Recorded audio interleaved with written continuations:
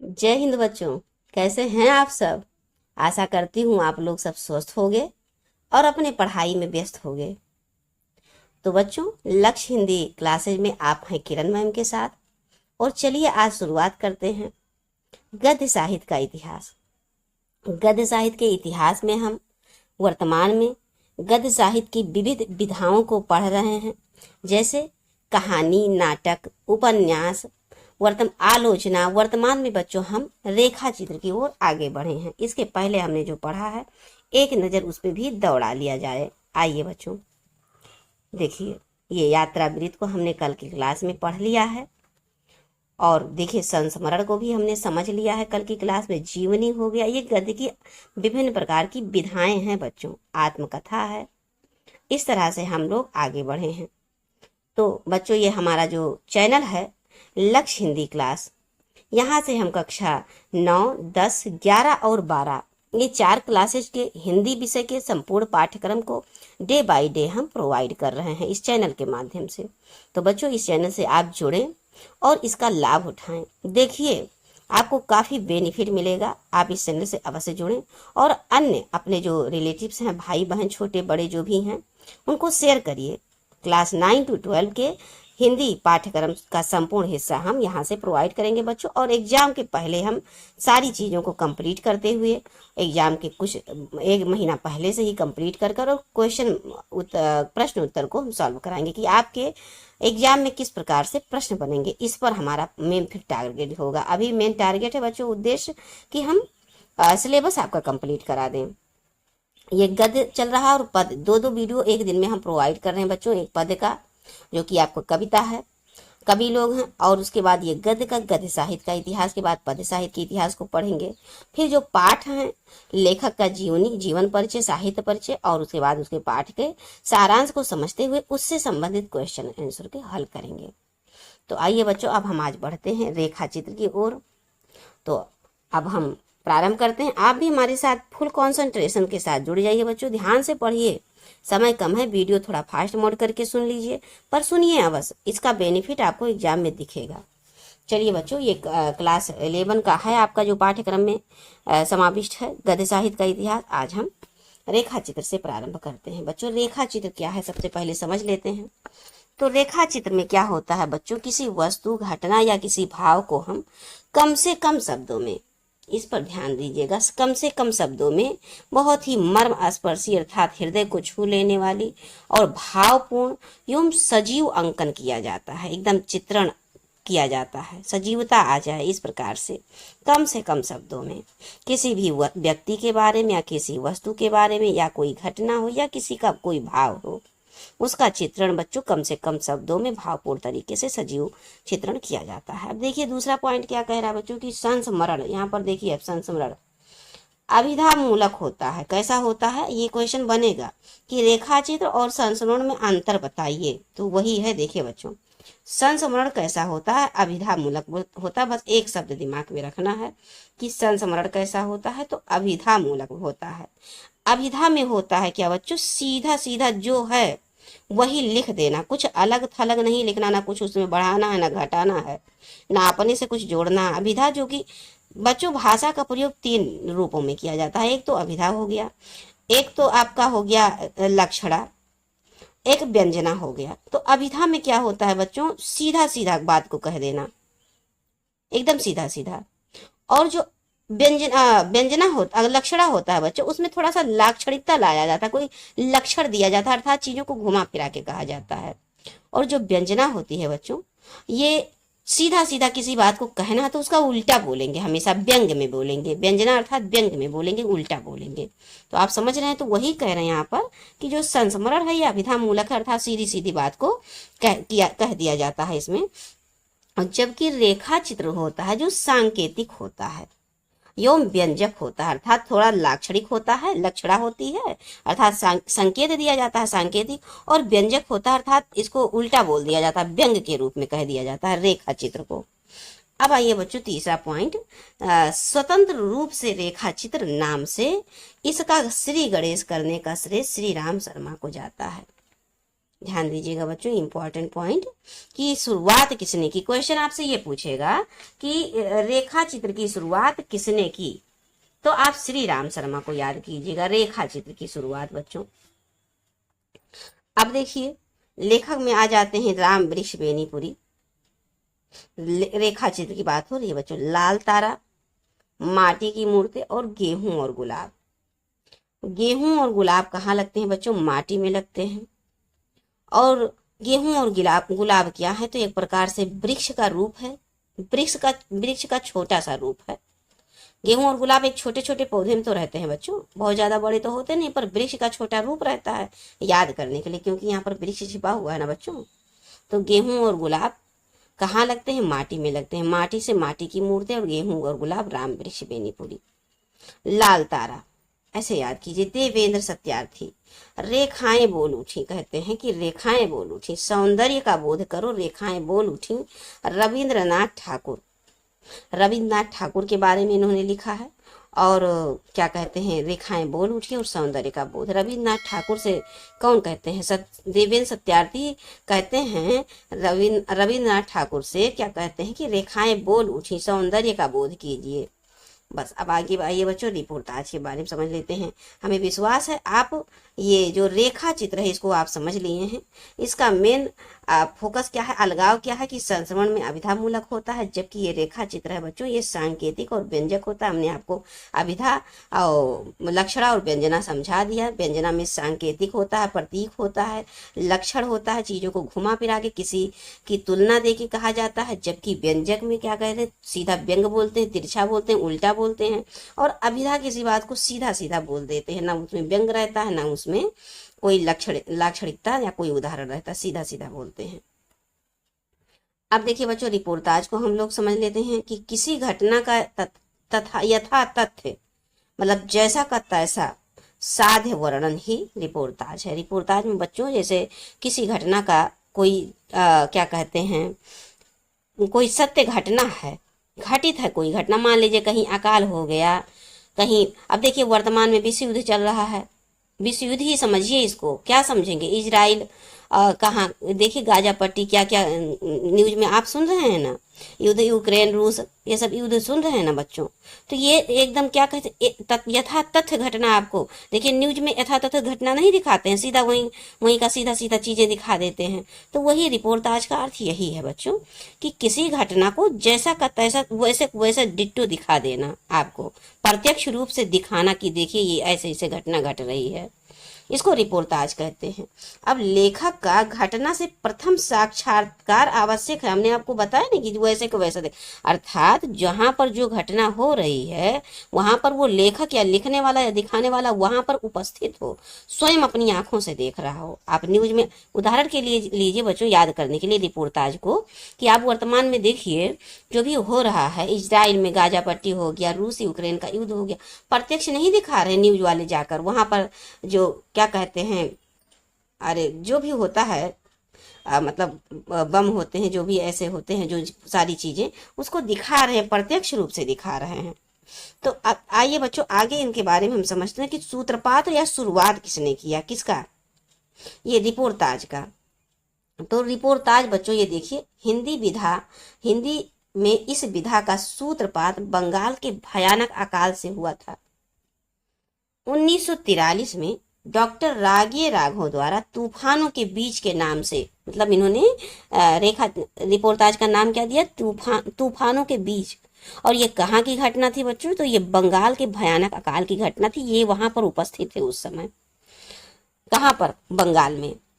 तो वही यहाँ पर बताया भी है कि प्रत्यक्ष वहां पर साक्षात्कार, अर्थात वहां पर प्रत्यक्ष रह के देखे हूं अपनी आंखों से उस घटना को। अब देखिए बच्चों, डॉक्टर शिवदान सिंह चौहान ने क्या लिखा? तो लक्ष्मीपुरा लिखा। ये भी रिपोर्टाज है, लक्ष्मीपुरा शिवदान सिंह चौहान का है। लक्ष्मीपुरा वर्ष 1938 में प्रकाशित हुआ था। प्रकाश चंद्र गुप्त ने क्या लिखा बच्चों? तो स्वराज भवन लिखे हैं। क्या लिखे हैं? स्वराज भवन। और अल्मोड़े का बाजार, क्या क्या लिखे हैं? स्वराज भवन लिखे हैं, अल्मोड़े का बाजार लिखे हैं। कौन? प्रकाश चंद्र गुप्त। और ये बंगाल का अकाल भी इन्होंने लिखा है। अब देखिए बच्चों, उपेंद्र नाथ अस्क पहाड़ों में प्रेममयी संगीत को लिखा है। रिपोर्टाज है ये। राम नारायण उपाध्याय गरीब और अमीर लिखे हैं।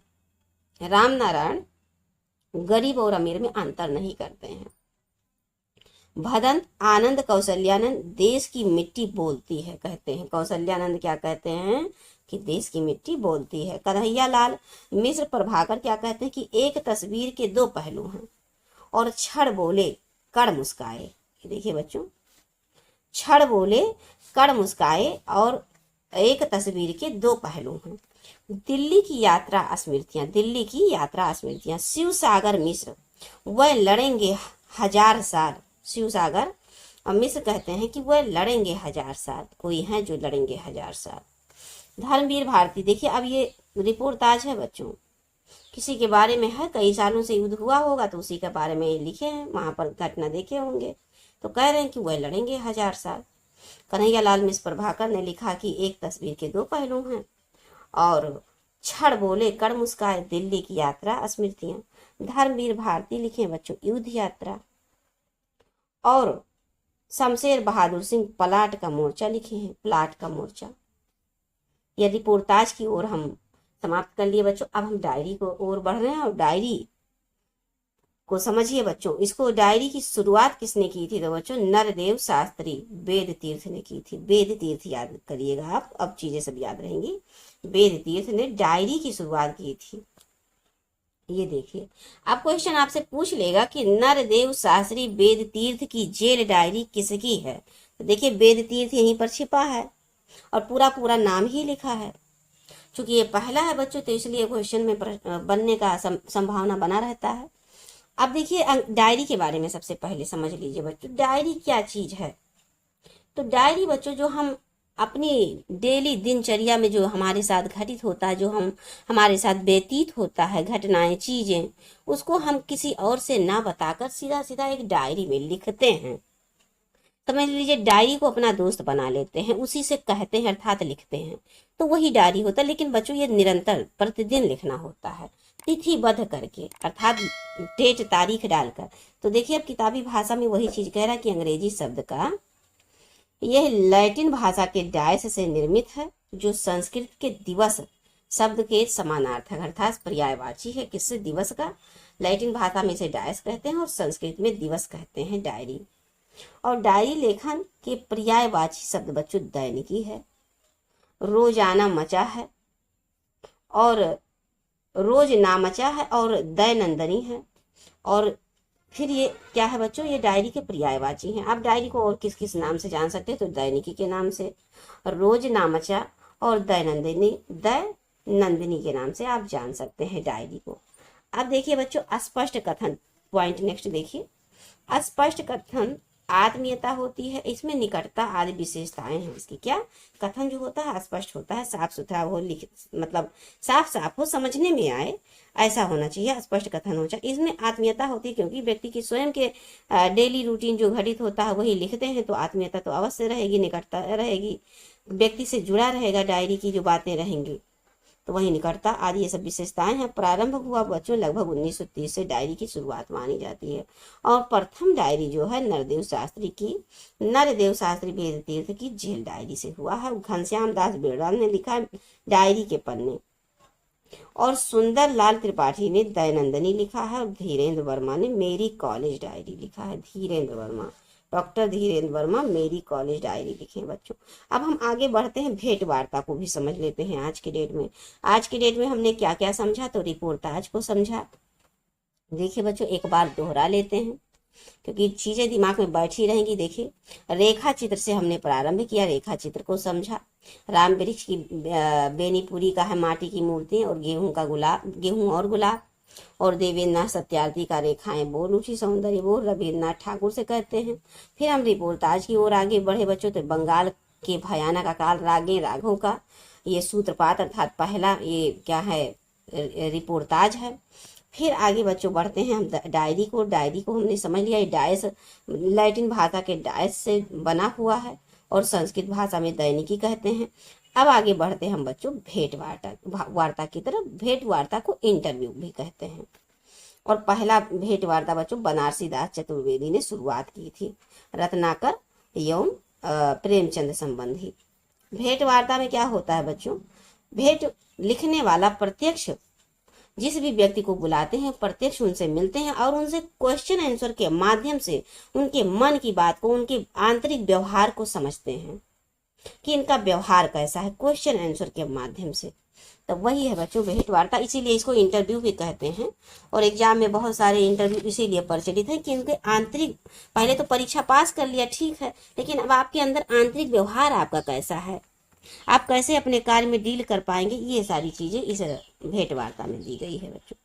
तो समझते हैं पहले भेंट वार्ता के लिए भेंट, चर्चा, विशेष परिचर्चा, साक्षात्कार, इंटरव्यू शब्द क्या कहते हैं प्रयोग किया गया है। इंटरव्यू का शाब्दिक अर्थ होता है बच्चों आंतरिक दृष्टिकोण, किसी भी व्यक्ति के आंतरिक दृष्टिकोण को पहचाना जाए, समझा जाए। हिंदी में इस विधा को शुरुआत करने का श्रेय बनारसी दास चतुर्वेदी को जाता है। इन्होंने रत्नाकर एवं प्रेमचंद संबंधी 2 भेंट वार्ता लिखी, मतलब रत्नाकर से मिले और प्रेमचंद जी से मिला इन्होंने। जगदीश प्रसाद चतुर्वेदी बच्चों भदंत आनंद कौशल्यानंद का है ये, इन्होंने मतलब इनका भदंत आनंद कौशल्यानंद से मिले और इन्होंने जगदीश प्रसाद चतुर्वेदी ने लिखा भदंत आनंद कौशल्यानंद भेंट वार्ता या क्या कहते हैं साक्षात्कार। चिरंजी लाल एकांकी ये महादेवी वर्मा का है। बेनी माधव शर्मा कवि वचन, देखिए बच्चों यहाँ पर भदंत आनंद कौशल्यानंद लेखक हैं और ये भी लेखक ही हैं, लेकिन इनके बारे में इन्होंने लिखा है, इनके बारे में।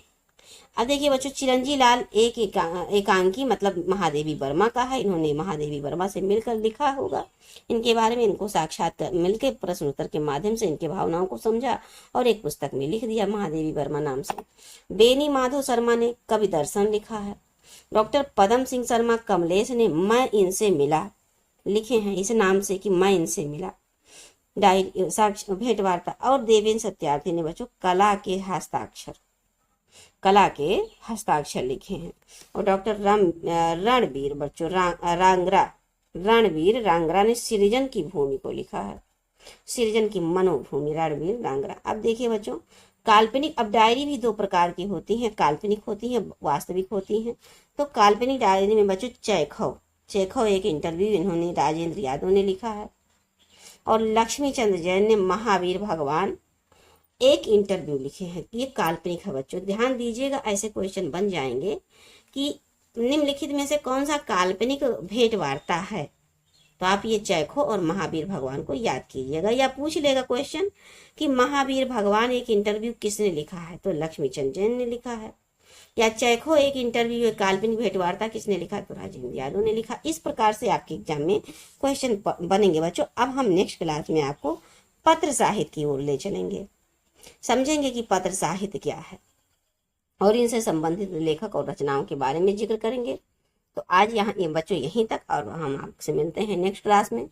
जाते जाते बच्चों छोटी सी रिक्वेस्ट, चैनल को आप सब्सक्राइब कीजिए, आप जानते हैं बच्चों, और वीडियो को अपने फ्रेंड सर्कल में शेयर करने का प्रयास करें।